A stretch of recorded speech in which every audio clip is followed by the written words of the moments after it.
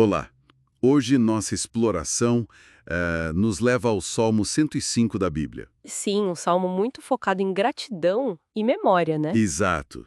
Ele meio que reconta as ações de Deus na história de Israel, sabe? Desde as promessas lá atrás até a chegada na Terra Prometida. Começa com aquele convite bem direto. Deem graças ao Senhor, proclamem o seu nome. Pois é. Funciona quase como uma crônica da fidelidade da aliança divina. Aquele pacto, né? E o fio condutor é a memória mesmo. Lembrar das maravilhas, dos milagres. Isso é a base para a fé, para a identidade do povo. O fascinante, eu acho, é como a história é contada para reforçar essa relação, para dizer que Deus lembra da sua aliança. Sempre. Ok, vamos analisar isso um pouco mais. O Salmo começa com a aliança feita com Abraão, Isaque, Jacó, e a promessa da terra de Canaã.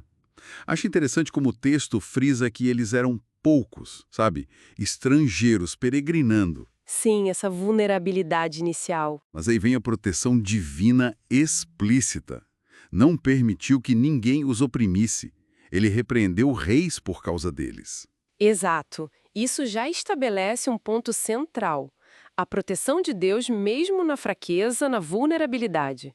A segurança deles não vinha do próprio poder, né? Vinha da intervenção direta de Deus, que se lembrava da aliança. Uma aliança para 1000 gerações, como diz o texto. É uma perspectiva forte de dependência total. E então a narrativa dá um salto, vai para José no Egito. E aqui, olha, a coisa fica bem interessante. Fica mesmo. Vendido como escravo, preso com correntes, mas o Salmo diz que a palavra do Senhor o justificou. É forte isso. Muito. E Deus usa até a fome, né, para levar Israel ao Egito. E José acaba virando governador. Que reviravolta. É a providência divina agindo de forma, assim, surpreendente, se a gente conecta isso ao quadro geral. A adversidade do José não é só superada, ela é transformada. Vira parte essencial do plano maior de Deus para salvar o povo. A ascensão dele mostra essa vindicação e, ao mesmo tempo, a preparação para o futuro de Israel. É interessante como o sofrimento ganha um propósito, né? Faz todo sentido. E depois disso, o povo se multiplica lá no Egito, o que, claro, gera hostilidade, opressão. Aham, a história é clássica. É a deixa para Moisés e Arão entrarem em cena. E o Salmo recapitula as pragas de um jeito muito vivo. Sim, é bem gráfico. Trevas, a água virando sangue, matando os peixes. Rãs por todo lado, moscas, o granizo destruindo as plantações, gafanhotos. E o golpe final nos primogênitos. E o Salmo apresenta isso como sinais e maravilhas, demonstrações claras do poder de Deus sobre o Egito, sobre os deuses deles. Tem até um detalhe sobre as trevas, né?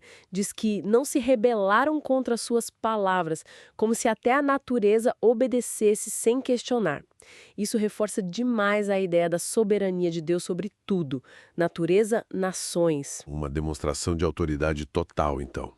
E a saída do Egito, no Salmo, é triunfal. Saem com prata, com ouro, ninguém nem tropeça. É uma imagem de vitória completa. E a jornada no deserto. Continua a provisão divina. A nuvem e o fogo para guiar, Codornizes, o pão do céu. a água jorrando da rocha, é um cuidado constante. E aqui é crucial notar como o Salmo amarra tudo isso, essa libertação, esse sustento, diretamente à memória da promessa feita lá para Abraão. Não são atos isolados de poder, entende? É o cumprimento fiel de um compromisso antigo. O texto diz: pois lembrou-se da sua santa promessa feita a Abraão, seu servo. Essa é a chave de tudo. Entendi. A promessa é o que move a história toda.